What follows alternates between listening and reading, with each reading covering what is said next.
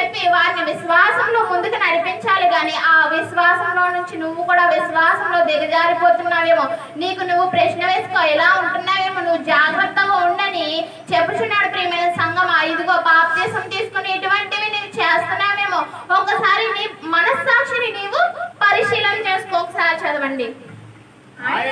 ఆయనను అనుసరింపక మనుషుల పారంపర ఆచారమును అనగా ఈ లోక సంబంధమైన మూలపాఠములను అనుసరించి మోసకరమైన నిరార్థక తత్వజ్ఞానం చేత. నిరార్థక తత్వం అంటే అందులో ఏమీ అర్థం లేదు, నిరార్థమే కదా, వ్యర్థమే కదా. ప్రియమైన దేవుని సంఘమా, నువ్వు బాప్తీసం తీసుకుని ఆటలో నడుచుకుంటున్నావంటే అవన్నీ వ్యర్థమే కదా, అదే ఉపయోగం ఏమి కాదు కదా. మనము బాప్తీసం తీసుకుంటున్నాము, ఈ రోజు ఇలా ఉన్నాము, దేవుని సన్నిధిని విడిచిపెట్టలే,